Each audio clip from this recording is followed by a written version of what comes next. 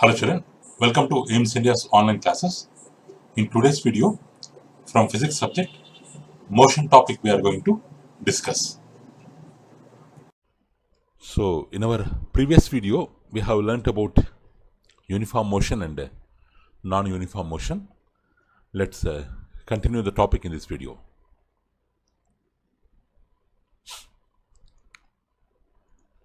So here,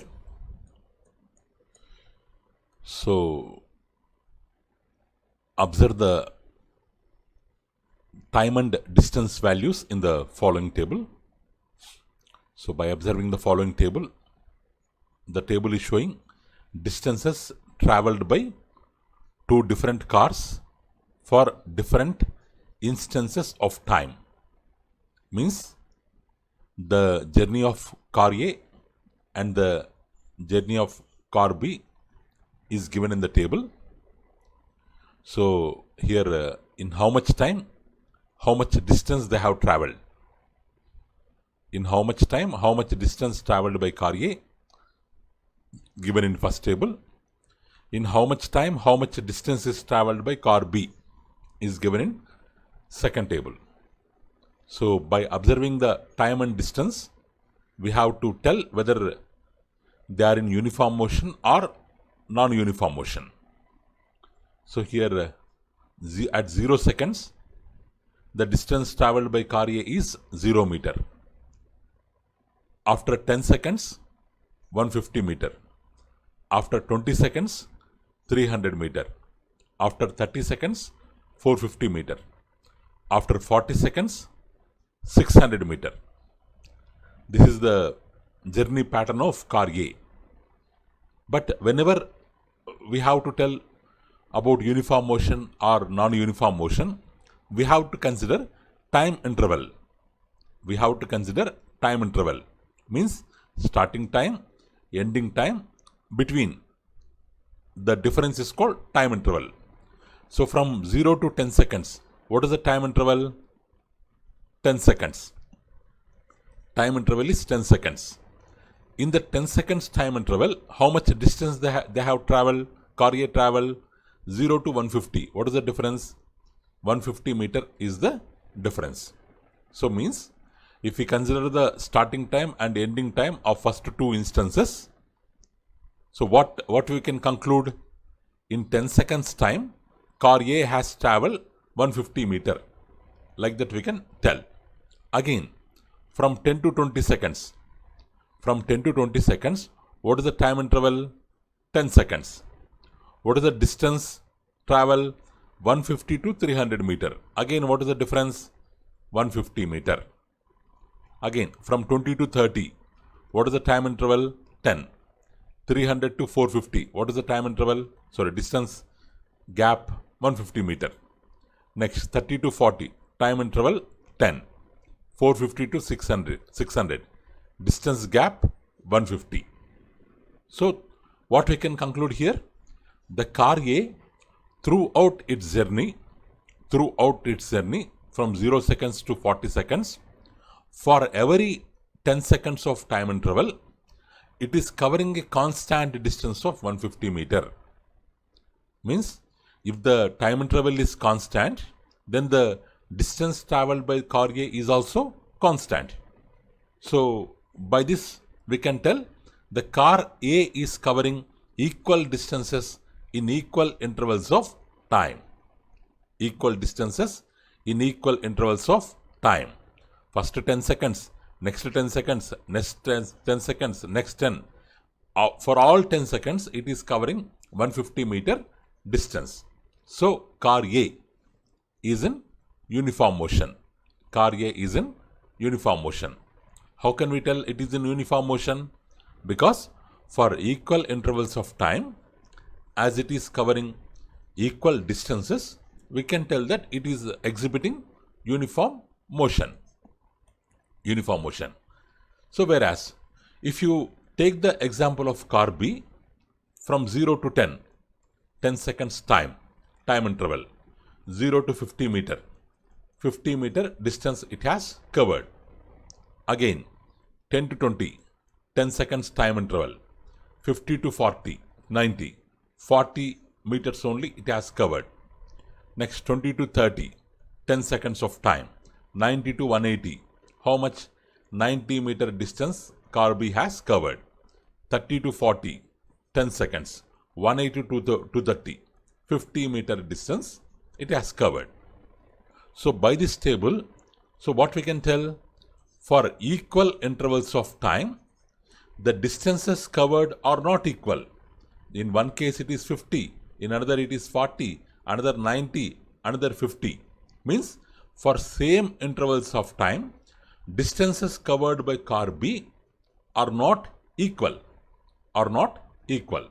So by this table, what we can conclude? Car B is showing non-uniform motion. Non-uniform motion means in equal distance of time covering unequal distances. That is example of non-uniform motion. So next, here if you get questions like this, which car has traveled equal distances in equal intervals of time? So we can tell car A. Which car has traveled unequal distances in equal intervals of time? We can tell car B.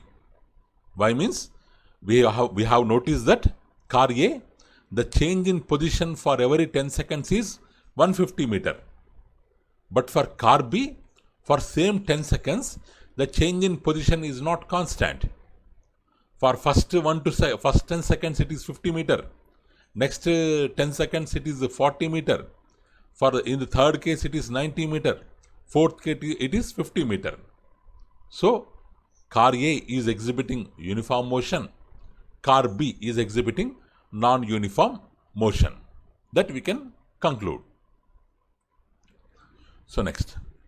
So how can we define uniform motion? So by the above table, in what way we can define uniform motion means? In simple way. So if a body covers equal distances in equal intervals of time. These two words are very, very important, children. Equal distances in equal intervals of time. It is said to be in uniform motion. Said to be in uniform motion. So now, while defining non-uniform motion, what change we will make here? If a body covers unequal distances, instead of equal distances, we will mention here unequal distances in equal intervals of time, whereas time interval will be the same, only distance will change. If a body covers unequal distances in equal intervals of time, it is said to be in non-uniform motion. Okay, in that way we can define uniform motion and non-uniform motion. Next, so identifying uniform and non-uniform motion. So they have given some questions here. We have to identify them. If it is uniform, we have to mention in the brackets symbol U. If it is non-uniform, we have to mention NU. So motion of hands of a clock. If you take seconds hand, minutes hand, hours hand, they all will show, or they all will move in regular manner. For every 1 second, the second hand will move distance of 1 second only. In the same way, the angle covered by the second's hand will be same for every 1 second. In the same way, minute hand, hour's hand. So they are in uniform motion. So a boy cycling in a crowded place. A boy is moving on cycle in a crowded place. If any person comes to on his way, he will make a turn. His speed will change. If there is nobody, he will move fast. His speed will change. So it is non-uniform motion. Movement of housefly. You might have observed the movement of houseflies. They move in random directions. They move in all random directions. Their movement also non-uniform. So the fan in air cooler running at fixed speed. For your air cooler, you can change the speed 1, 2, 3, 4 like that. You can change the speed. But as long as in one particular speed, fixed speed, its movement will be constant. So it's uniform motion. A train entering into a railway station. Before coming to railway station, it will be moving fast. But while coming to railway station, it will slow down. At the railway station, it will stop. So you can observe changes in the distances covered by the train. So it's a non-uniform motion.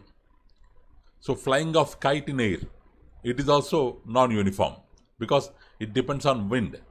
If the wind flows in one direction, kite is also going in that direction, it will move fast for the same time. Or if it is we are flying it opposite to wind, it will move slow. So in this way, we can identify the motions into uniform and non-uniform. So next. So types of motion. So types of motion. So when we discuss about motion, so it is important to be aware that there exist different types of motion. So if we simply tell motion, it is not applicable to all kinds of motions because there exist different types of motions, and each type is dependent on particular situation. So whenever we are mentioning about motion, we have to mention type of motion also. Then only we can understand the situation better and we can give the answers easily. So if all kinds of motion, if we treat the same, so we cannot get the answers. So let us consider the following examples. So a car traveling along a straight road. Here the car is traveling along a straight road. It is moving forward. So motion of blades in a ceiling fan. In a ceiling fan, the blades, they are moving around. They are moving around. It is going straight in one direction, but it is moving around. Direction is changing continuously. So motion of needle in a running sewing machine. In the machine, what you will observe? Needle will go down, needle will come up. Needle will go down, needle will come up. That up and down motion you can observe. So motion of pendulum of a old wall clock.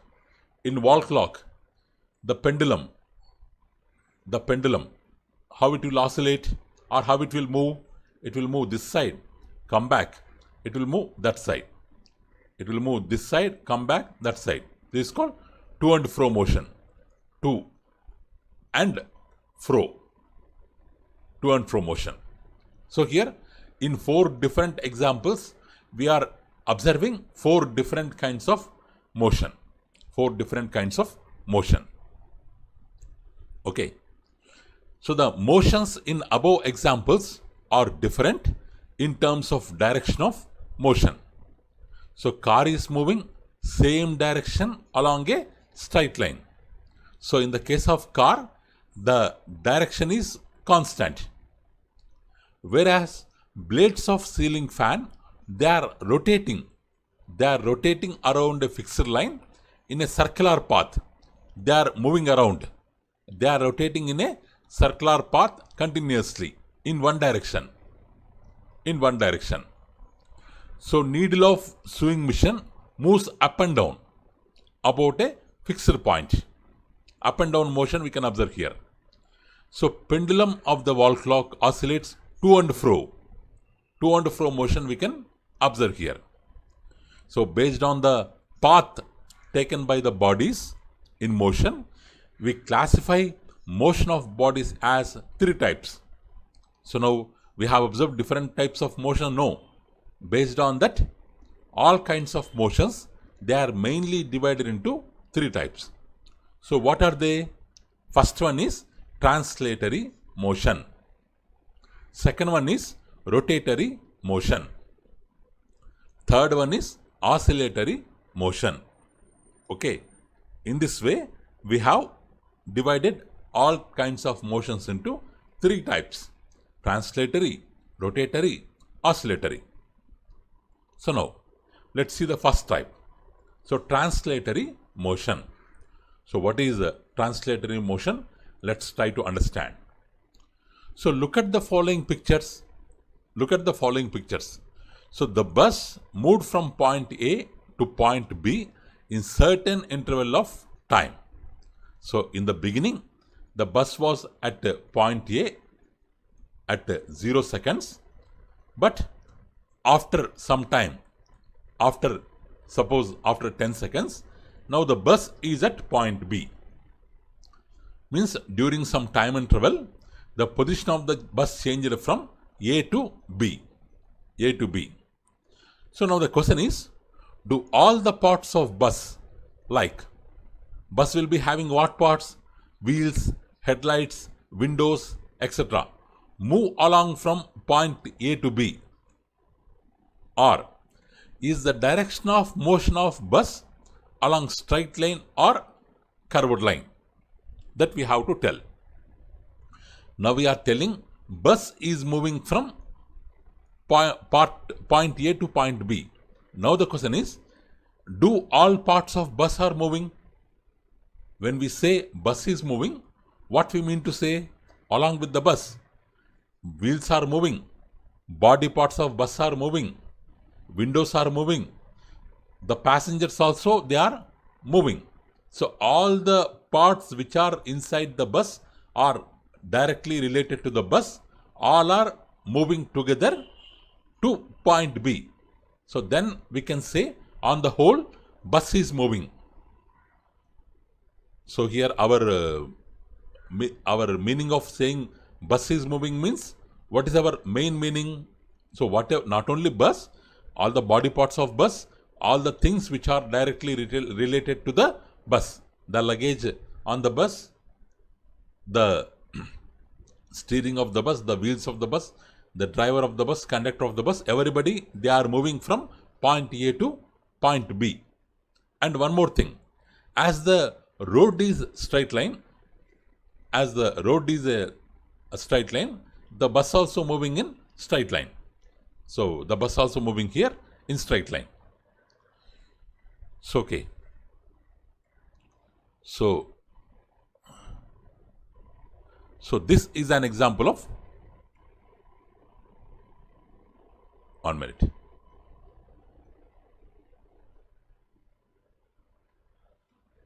So this is an example of translatory motion.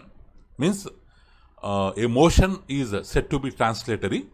So when a body completely, along with all body parts, if it is moving completely, so then we can say that it is in translatory motion. Okay. So next, observing the path of motion. So they have given some examples in the following table.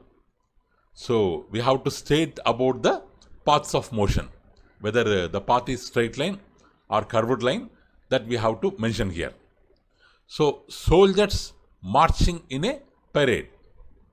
So during August 15 or Republic Day, you might have observed in television or in your school also, if they conduct parade or if they conduct march fast, means a group of children, they will do march fast and they will invite the principal to hoist the national flag. So during that march fast, so during particular time, what you will observe? So they will move in straight line. All the soldiers or all the class children who are participating in parade, they will move in straight line. So car is taking turn on this curved road. So it is not straight line, it is a curved line. So stone dropped from a height. Stone is dropped. Straight line, not curved line. So running race along a road. Road means here we have to take it as straight road. So running race along a straight road, straight line. Running race along a track. So track means in the stadium, it will be in curved manner. You will be having numbers here. First track, second track, third track, like that. So it is curved, not straight line. So movement of bicycle on a road. Road means straight road, straight line, not curved line. So here the path may be straight line or path may be curved line. But whatever objects we have taken here, they move along with their body parts completely. Body parts completely. So here, so in all the above case of motion, do all the points of moving objects move in same direction of motion? If all the parts of moving body move in the direction of motion, then the motion is said to be translatory motion. So if the body parts also moving along with the body, so then it is said to be translatory motion. If the translatory motion moves along a straight line, it is rectilinear. Write down this spelling, children. Rectilinear, RECTILINEAR, means rectilinear motion. So straight line motion. Straight line motion is called rectilinear motion. It is also one kind of translatory motion. So if a body in translatory motion moves along a curved path, then the motion is said to be curvilinear motion.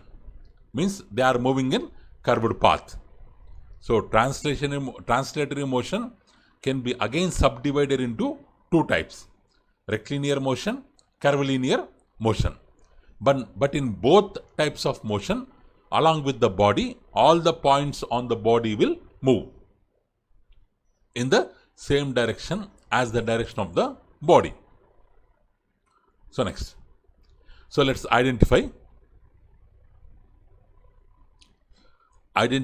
types of motion.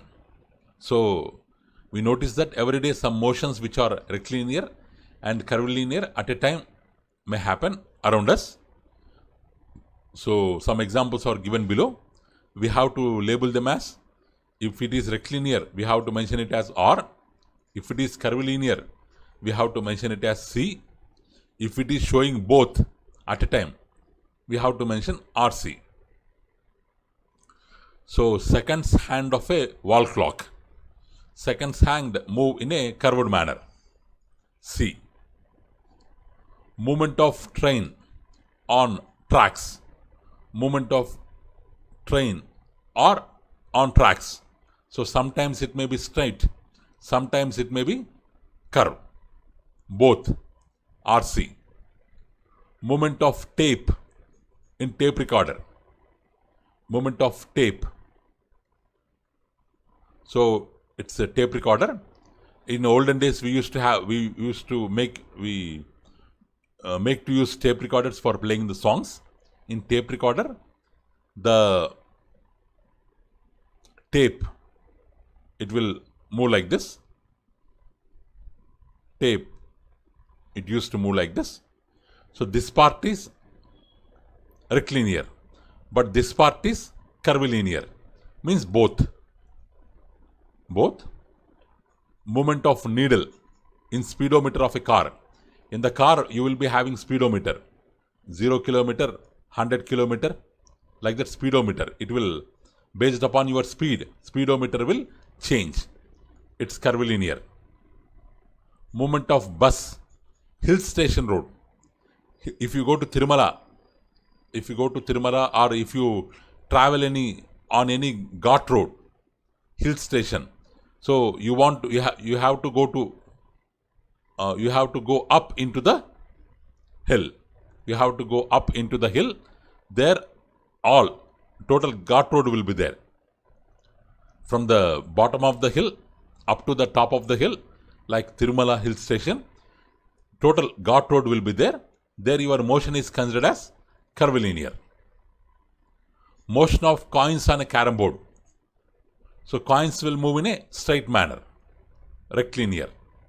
R. Motion of ball in a pin board. On a pin board, so many balls will be there, we will hit the ball. It will touch another ball. It will go and fall in the hole. So it is also rectilinear. R. Motion of mango falling from tree. It is also falls in straight line. R. So in this way, we can identify the motions either into rectilinear or curvilinear or both. Okay, children. So that's all for today.